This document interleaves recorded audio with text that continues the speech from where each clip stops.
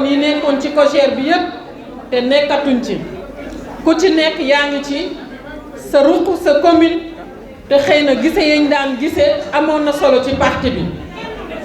bu ñu ñëwee ma ne leen loolu de dara gënu ko rafet looloo jur lii tey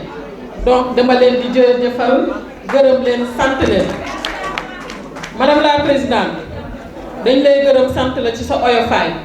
ndax su la neexoon nga ne aw ma jot fii may wax ak yéen am na ñu toog siège ba di ko xaar ay audience yoo xam ne daf leen a war a recevoir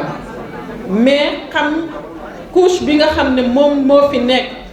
muy la gente féminine surtout tranche d'âge bi fi nekk ñoo xamante ne dañu am solo ci population Sénégal mais dañu am solo également ci population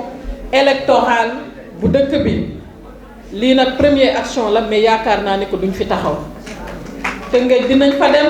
foog naa Aïcha li ngeen ko waajee nag ñoom Maguette Coulibaly ak ñoom Oumy Ndiaye waa Joppal Derklé wax nañ léegi ne taxaw nañ pour accueillir leen fi may tënkee wax ji nag ci ñaari poñ la suñu dajalee jigéen ñi di wax ak ñoom ci waxu président Macky Sall dañ koo war a def xam ngeen lu tax président dafa sagal jigéen dafa siggil jigéen dafa yëkkati jigéen daf ko jox gëddam mën naa lim tey bu ñu toogee exemple la ngi nii tête de liste bi moo mucc nekkoon na fi premier ministre nekk jigéen nekk présidente conseil économique social environnemental nekk jigéen tey suñu coalition moom la ñu teg ci li nga xam ne moom mooy tête de liste coalition Benno Bokk Yaakaar président Macky Sall naam ba mu ñëwee au pouvoir fekk na parité ñu voté ko à l'Assemblée waaye moom moo ko promulgué barke Dembo Ndiaye laa jóge Kenya dama animé panel ba pare joxe l'exemple du Sénégal sur le leadership des femmes en Afrique foog naa ne que ki représenté woon ce joli monde dafa ne tous les pays doivent s'inspirer du Sénégal parce que parité bi fi amul sax ci ñoom dëkk tubaab loolu président moo ko fi def la loi sur la nationalité président moo leen ko defaral criminalisation du viol président moo ko def institution ak li nga xam moom mooy ay cër ci gouvernement bi mu jox ko ay jigéen affaires étrangères benn la ci énergie pétrole benn la ci ministère de la femme moom naturellement noonu la war a demee yaakaar naa ne ministère de la jeunesse mu jox ko jigéen suñu sœur Néné Fatoumata Tall mën naa lim ay postes yu bëri jël DER jël 3FPT jël FONGIP lépp mu ne xale yu jigéen ñi ak mag ñu jigéen ñi yéen laa jagleel lii sama nguur donc la direction nationale de la police jigéen jiite woon na ko mësul am armée donc ñun lan moo ñu dese au moment où le président de la République di promouvoir le leadership de la femme sénégalaise ñu am ñoo xam ne c'est des prétendants ñoo xam ne maanaam dañu bëgg a jiite nguur gi ñoom de jëluñu yoon boobu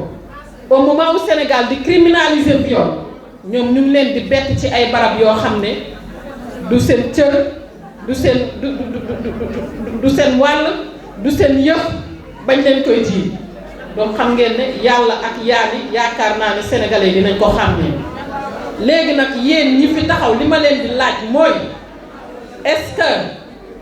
ak ni ngeen xamee danger bi nekk ci violence faite aux femmes ni ngeen xamee danger bi nekk ci ay viol ni ngeen xamee danger bi nekk ci violence ak discrimination ku góor koo xam ne da ko def Sénégal njaay yëpp dégg ko xale ba mu ko def wax ñëpp di ko dégg te ba tey mënu ko tontu bu sañoon procès du am kooku bu taxawee dafa bëgg a jël réew mi est-ce que loolu dal na seen xel est-ce que loolu dal na seen xel est-ce que loolu dal na seen xel xam nga ñun nag sunu borom def ñu fayeekul xam nga la xale bi doon wéy ne ñafal sunu borom da koo ñafal ba demul ba munul dem ci élection yi nga xam ne moom la ñuy dem suñu àq moo leen dal àq Adji Sarr moo ko dal li may wax yéen a may dégg donc madame la présidente rassurez-vous li may wax mooy chemin bi président de la république jël ci askan wi ci infrastructure yi ci épanouissement de la jeunesse ci li nga xam moom mooy li yëkkati jigéen ñi li nga xam ne aussi moo yëkkati béykat yi ak secteur d'activité yëpp ñun bu ñu xool lu ko yokk bu ñu xool lu koy wàññi donc opposition bi marcho leneen lu ñu bëgg a defoo yaakaar naa ne que ay wax la nii rek waaye ñun ci suñu bopp Ablaye Diagne wax na ko léegi nañ ko daan defee xam nañ ko fa ñu daan jaar xam nañ ko te jigéen ñi moom suñu takkoo rek takku nañ suñu jàppee jàpp nañ